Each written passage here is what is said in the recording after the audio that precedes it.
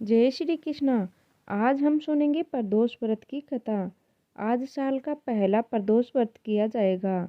त्रयोदशी तिथि को प्रदोष तिथि का व्रत किया जाता है और हर माह की शुक्ल और कृष्ण पक्ष की त्रयोदशी तिथि को प्रदोष तिथि का व्रत किया जाता है। प्रदोष व्रत की तिथि जब मंगलवार को आती है तब उसे भौम प्रदोष व्रत के नाम से जाना जाता है। भौम प्रदोष व्रत में कथा सुनना व कहना बहुत पुण्यदायी होता है और इस कथा से पूजा भी पूरी होती है। मान्यता है कि भौम प्रदोष व्रत की कथा सुनने और कहने से भगवान शिव का आशीर्वाद प्राप्त होता है और जीवन के सभी कष्ट दूर होते हैं। तो आइए जानते हैं भौम प्रदोष व्रत की कथा के बारे में। भौम प्रदोष व्रत कथा। सूत जी बोले, अब मैं मंगल त्रयोदशी प्रदोष व्रत का विधि विधान कहता हूँ। मंगलवार का दिन व्याधियों का नाशक है। इस व्रत में एक समय व्रती को गेहूं और गुड़ का भोजन करना चाहिए। इस व्रत के करने से मनुष्य सभी पापों व रोगों से मुक्त हो जाता है। इसमें किसी प्रकार का संशय नहीं है।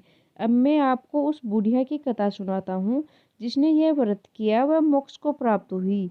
अत्यंत प्राचीन काल की घटना है। एक नगर में एक बुढ़िया रहती थी। उसके मांगल्या नाम का एक पुत्र था। वरदा को हनुमान जी पर बड़ी श्रद्धा थी।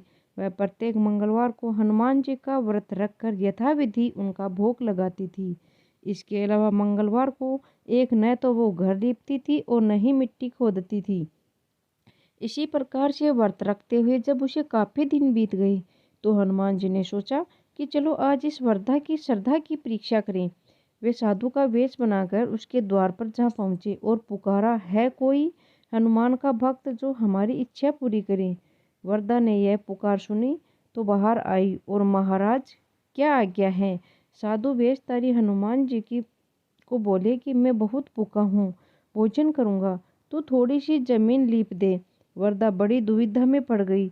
अंत में हाथ जोड़कर प्रार्थना की कि हे महाराज, लीपने और मिट्टी खोदने के अतिरिक्त जो काम आप कहे वह मैं करने को तैयार हूँ। साधु ने 3 बार परीक्षा करने के बाद कहा, तू अपने बेटे को बुला, मैं उसे औंधा लेटाकर उसकी पीठ पर आग जलाकर भोजन बनाऊंगा। तो वरदा ने सुना तो उनके पैरों तले जमीन खिसक गई, मगर वह वचन को हार चुकी थी। उसने मांगलिया को पुकारकर साधु महाराज के हवाले कर दिया, मगर साधु ऐसे ही मानने वाले नहीं थे। उन्होंने वरदा के हाथों से ही मांगलिया को औंधा लेटाकर उसकी पीठ पर आग जलवाई। आग जलाकर दुखी मन से वरदा अपने घर के अंदर चली गई। जब साधु ने भोजन बनाकर बुढ़िया को पुकारा और कहा कि वह मांगलिया को पुकारे ताकि वह भी आकर भोग लगा ले, वरदा के आंखों में आंसू भरकर कहने लगी कि अब उसका नाम लेकर मेरे हृदय को और न दुखाओ। लेकिन साधु महाराज न माने।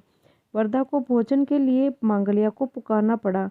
पुकारने की देरी थी। मांगलिया बाहर से हंसता हुआ घर के अंदर दौड़कर आया। मांगलिया को जीता जागता देखकर वरदा को सुख आश्चर्य हुआ। वह साधु महाराज के चरणों में गिर पड़ी और साधु महाराज ने अपना असली रूप में हनुमान जी के रूप में आ गए। हनुमान जी को अपने आंगन में देखकर वरदा को लगा कि आज तो जीवन ही सफल हो गया है। यह थी आज की कहानी। आपको पसंद आई होगी। अगर पसंद आई है तो वीडियो को लाइक करें और चैनल पर नए हो तो चैनल को सब्सक्राइब जरूर कर लें।